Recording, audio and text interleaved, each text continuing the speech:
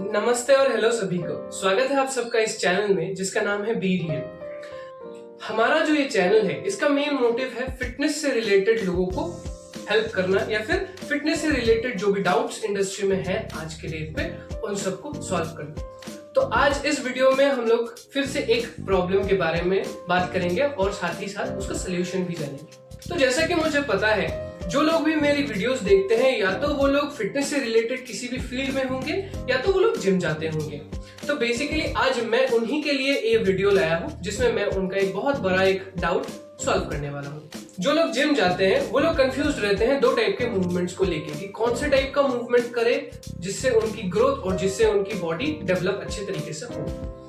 उन्हीं में से दो मूवमेंट होते हैं। सबसे पहला होता है कंपाउंड मूवमेंट, दूसरा होता है आइसोलेशन मूवमेंट।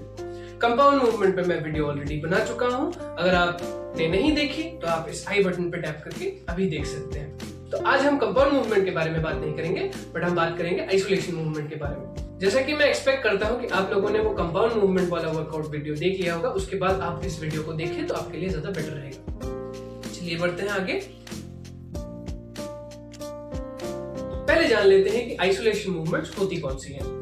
आइसोलेशन मूवमेंट उन मूवमेंट को कहा जाता है जिनमें हम पर्टिकुलरली एक मसल को टारगेट करते हैं, बट रादर कंपाउंड मूवमेंट पे हम लोग एक वर्कआउट के टाइम पे एक से ज्यादा मसल ग्रुप्स को हिट कर रहे होते थे। तो आइसोलेशन उसका जस्ट एक ऑपोजिट है जिसमें हम लोग एक टाइम पे एक वर्कआउट के साथ किसी भी एक मसल को ट्रेन कर रहे होते हैं। तो चलिए जान लेते हैं कि कंपाउंड मूवमेंट के अलावा अगर हम आइसोलेशन मूवमेंट्स करेंगे तो उससे बेनिफिट हमें क्या होगा। सबसे पहला बेनिफिट यह है कि जिम जाने वाले मैक्सिमम लोगों को मसल इंबैलेंस का प्रॉब्लम होता है। मसल इंबैलेंस मतलब कोई भी एक पर्टिकुलर मसल दूसरे उसके कंपैरिजन में छोटा होता है। जैसे कि मुझे एक प्रॉब्लम है, मेरा जो राइट शोल्डर है वो लेफ्ट शोल्डर से थोड़ा अंडर डेवलप्ड है। तो इसके वजह से आइसोलेशन मूवमेंट मुझे बहुत हेल्प करता है।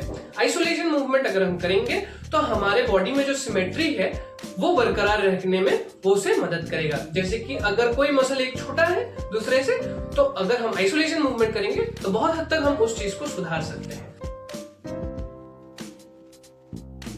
दूसरा सबसे इंपॉर्टेंट पॉइंट जो आइसोलेशन मूवमेंट करते टाइम हमें बेनिफिट होता है वो होता है enhanced muscle definition.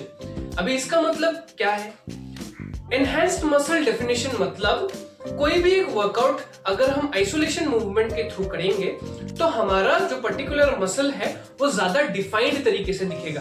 For example अगर हम बैक के लिए डेडलिफ्ट लगा रहे हैं तो जस्ट बिकॉज उस एक वर्कआउट में हम बहुत सारे मसल ग्रुप्स को एक साथ हिट कर रहे हैं, जबकि मैं अगर बैक का कोई पर्टिकुलर एक्सरसाइज करूं जैसे कि आपका हो गया सीटेड रो, तो उसमें मैं पर्टिकुलरली सिर्फ एक मसल पे एट अ टाइम फोकस कर रहा हूं जिससे मेरा जो बैक का मसल है वो एक टाइम पे ज्यादा डिफाइंड तरीके से ट्रेन कर पा रहा हूं मैं। तो यही है मेरा दूसरा पॉइंट कि अगर हम आइसोलेशन मूवमेंट्स करेंगे तो हमारा मसल ज्यादा डिफाइंड दिखेगा।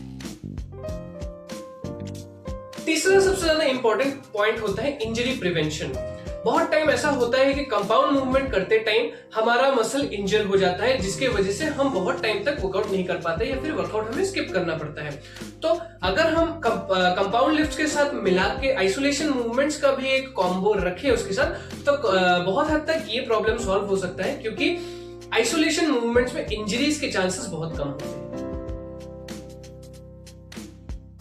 हमारा लास्ट पॉइंट ये रहेगा कि जब कभी भी हमारा मसल डेवलप होना रुक जाता है, जिसको हम लोग बोलते हैं प्लेटो हिट करना, वो होने के बाद जब हम आइसोलेशन मूवमेंट करते हैं तो बहुत हद तक वो प्रॉब्लम भी सॉल्व हो जाता है, क्योंकि एक पर्टिकुलर एक्सरसाइज को करके एक पर्टिकुलर मसल के लिए हम बहुत हद तक उसको ट्रेन कर सकते हैं अच्छी तरीके से। तो यही है वो 4 पॉइंट्स जो हमें जाननी चाहिए आइसोलेशन मूवमेंट्स के बारे में। अभी आइसोलेशन मूवमेंट्स के अगर मैं कुछ एग्जांपल्स दूं तो वो होंगी ये।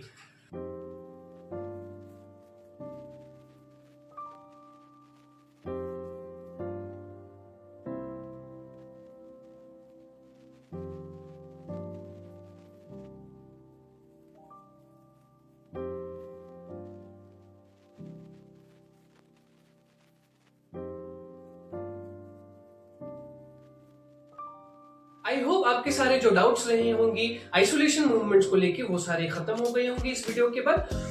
तो एट द एंड मैं यही कहना चाहूंगा दोनों चीजों का अगर आप कॉम्बिनेशन अपने वर्कआउट में ऐड करोगे तो वो सबसे ज्यादा बेनिफिशियल रहेगा। मैं ये नहीं कहता कि आपको सिर्फ कंपाउंड मूवमेंट करनी चाहिए या फिर आपको सिर्फ आइसोलेशन मूवमेंट्स करनी चाहिए। मैं कहूंगा अगर आप दोनों का कॉम्बो अच्छी तरीके से रखो तो आपका बॉडी आप बहुत अच्छी तरीके से ग्रो करा सकते हो। That's it for today guys. I hope आपको ये वीडियो इन्फॉर्मेटिव लगा होगा।